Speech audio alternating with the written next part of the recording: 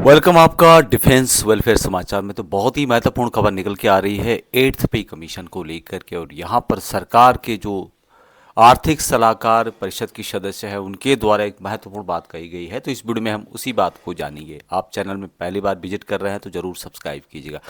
यहाँ पे आप देख पा रहे होंगे बिजनेस टुडे की खबर है कि 8वां वेतन आयोग वित्त वर्ष 28 के वित्त को नया आकार देने के लिए तैयार है और 4 से 9 लाख करोड़ रुपए यहाँ पर सरकार के खर्च होने वाले हैं।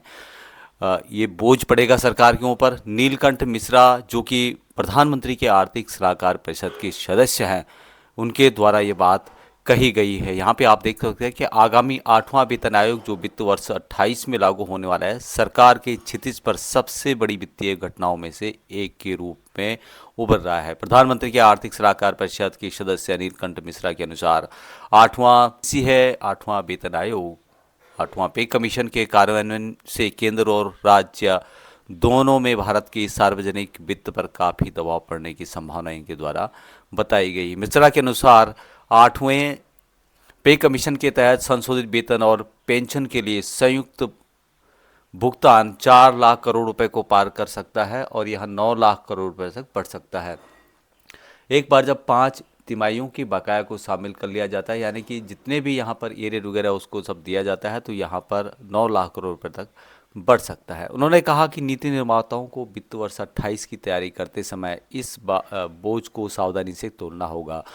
वेतन कमीशन देय होने के कारण राजकोषीय यहाँ पर तनाव महत्वपूर्ण होगा। उन्होंने नई दिल्ली में CII इंडियाज़ 2025 शिखर सम्मेलन में कहा कि ऋण से GDP प्रतिस्पर्धाओं का पालन करते हुए इसे प्रबंधित करने के लिए सावधानीपूर्वक समायोजन की आवश्यकता होगी। यह चेतावनी ऐसे समय में आई है जब भारत वित्त वर्ष 27 से 5 वर्षीय ऋण GDP राजकोषीय ढांचे में परिवर्तन की तैयारी कर रहा है, जिसका विवरण आगामी केंद्रीय बजट में आने की उम्मीद है। मिश्रा ने बताया कि भारत पहले से ही अपने राजकोषीय समेकन प्रयासों में पीछे रहा है। वर्तमान निम्न मुद्रास्फीति का माहौल अर्थव्यवस्था में अतिरिक्त क्षमता का संकेत देता है। यहाँ 8वें पे कमीशन की भारी लागत के साथ मिलकर के सरकार के लिए तीव्र राजकोषीय जो घाटा है उसकी गुंजाइश को सीमित कर सकता है। जो राजकोषीय पैसा है उसकी गुंजाइश को यहाँ पे सीमित कर सकता है। मिश्रा ने बताया कि संशोधित प्रतिबद्धताओं को दीर्घकालीन राजकोषीय स्थितिकार के साथ संतुलित करने की आवश्यकता उनके द्वारा बताया गया।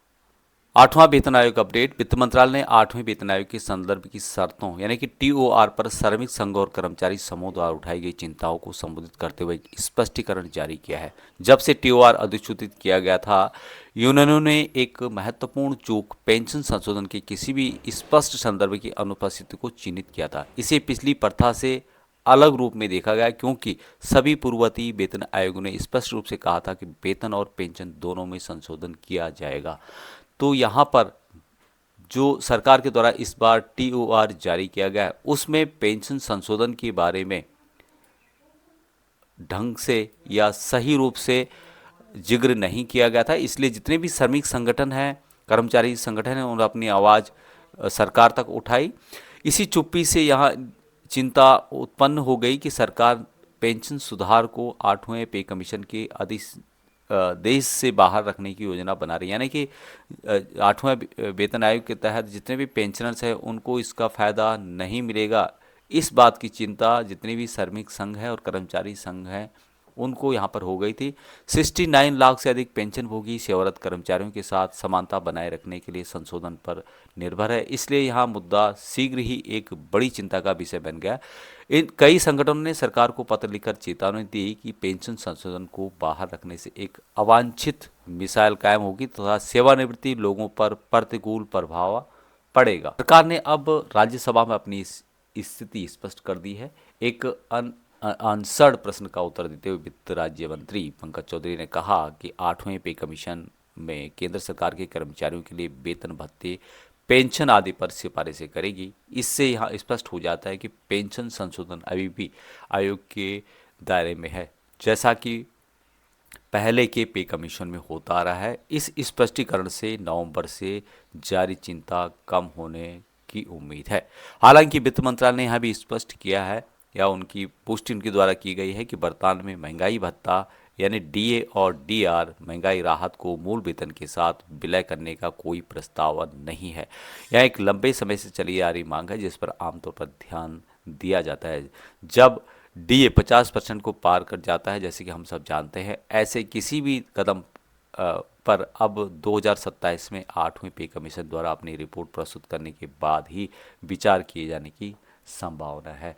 तो ये बात यहाँ पे कही गई है कि 4 से 9 लाख करोड़ रुपए का बोझ सरकार के ऊपर पड़ सकता है और उसके हिसाब से यहाँ पर जो भी पेंशन और वेतन है उसमें वृद्धि होगी। यहाँ था महत्वपूर्ण अपडेट जो कि 8th पे कमीशन से रिलेटेड है और यहाँ बात सरकार के सलाहकार परिषद के सदस्य के द्वारा कही गई है कि सरकार को यहाँ पे 4 से 9 लाख करोड़ रुपए का बोझ हो सकता है। तो ये था अपडेट। जय हिंद।